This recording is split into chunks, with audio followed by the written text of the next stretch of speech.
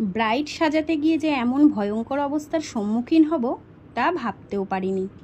Hello everyone, 15 মে reception bride সাজাতে চলে গিয়েছিলাম তাহেরপুর। সাথে নিয়ে নিয়েছিলাম মৌমিতাকে। আগের দিনের মেকআপ কেমন ছিল? আর কতক্ষণ ছিল? সকালে। দেখি কেমন দেওয়া যায়, তোমার পছন্দ হয় কিনা। ঠিক আছে, চলো তোমার লুক নিয়ে আসছি। তো আমি ওর step by step makeup start করে দিই, আর এদিকে আকাশে জমতে থাকে মেঘ। কিছুক্ষণ পর শুরু হলো প্রচণ্ড ঝড়, কিন্তু ব্রাইডকে তো রেডি করতেই হবে, কারণ এটা তার স্পেশাল ডে।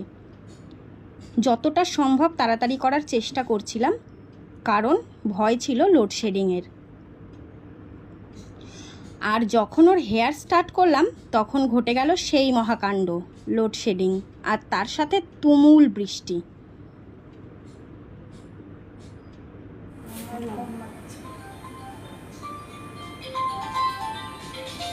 অন্ধকারে কাজ হচ্ছে আমাদের, কারেন্ট নেই, তাই তো।